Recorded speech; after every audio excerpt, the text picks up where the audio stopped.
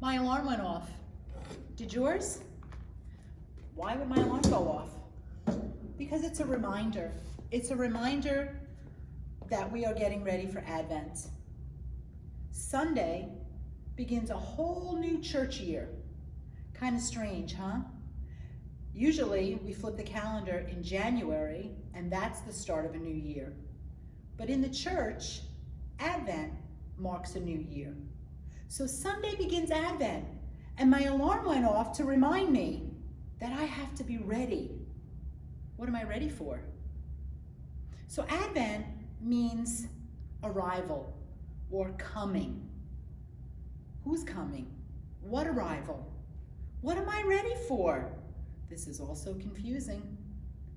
We're ready and preparing and waiting for Jesus. Jesus told us thousands of years ago that he'll be back. We have no idea when, so we always have to be ready. Plus, our life is just so much smoother and so much better when we have Jesus in our life, when Jesus is part of our day. And so Advent is a great time to prepare us, to prepare inside, to prepare your heart, your mind, to have Jesus as part of your life. The church is really smart and gives us a lot of tools to help us remember and to remind us of what we need to do. So one of the things we're going to talk about today is an Advent wreath. Do you have an Advent wreath in your house? Part of this supplemental Advent, you are going to receive links about how to make an Advent wreath. You're going to receive links about how important it is to have this Advent wreath, not this one, but an Advent wreath that you can make at home very simply to remind you of what we're preparing for. So as you can see, a wreath is round, right? A circle. Why a circle? Why not a square? Why not a triangle? We use a triangle to explain the Trinity. Why not a triangle to explain Advent? Well, an Advent wreath is round because it has no beginning and no end. That's what God's love for us is all about. There's no beginning and there's no end. Also, when you think about greenery outside your home, do you have a pine tree outside or an evergreen tree? It's kind of God's wink to say, things are still alive. I'm still here. It's green. It's not brown. It's not dried up. So we use green to show life. Jesus gives us life in this world and someday in heaven in the world to come. So we have a round circle that's green, that shows life, and we have 4 weeks, 4 candles for the 4 weeks of Advent. And boy, I don't know about you, but when I look at the meaning of each candle, it really has a lot of meaning for me this year.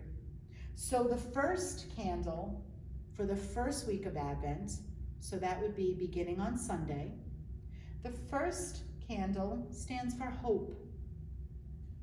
If you remember nothing else about this video today, remember the word hope. And remember this, that we, as Catholics, as Christians, are a people of hope, not a people of fear.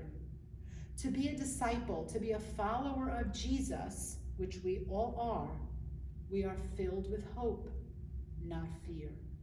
So our first candle is hope. For the second week of Advent, love.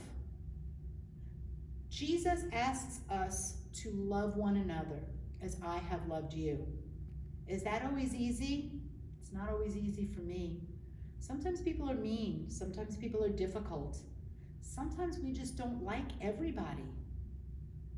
Jesus didn't call us to like everybody and be friends with everybody and have them over for a play date, have them over to hang out.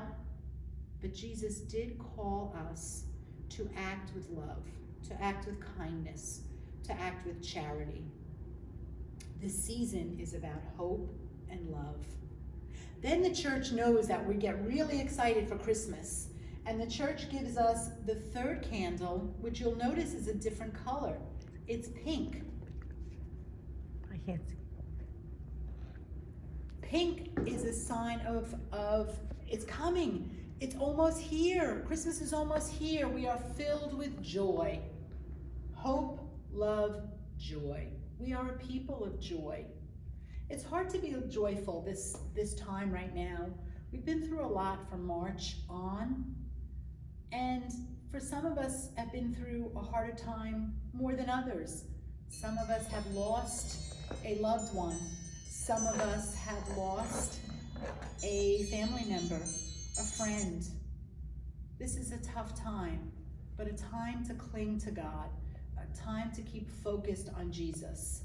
And Jesus says there will be joy. There will be joy again in your life here on earth, and then someday in the kingdom of heaven, many, many years from now. And our last candle is peace. Are we filled with peace, or are we filled with fear and anxiety? Sometimes I'm filled with fear and anxiety. We are a people of peace. So when we look to our last week of Advent, we're going to try to just be calm, just be peaceful, be more trusting of God. God's got this. God's got our backs through this whole pandemic, through this whole beautiful Advent and Christmas season. So let's just go over the candles one more time. So our first week is hope. Our second week is love. Our third week is joy. And our final week is peace. Sometimes you might read things about the Advent wreath, and the order of candles might be a little bit different. So for example, you might read something that says the first week is love. The second week is hope. Doesn't matter. As long as we have those four things in our hearts, that we know that it's hope, we know that it's love. The third week will always be joy and peace.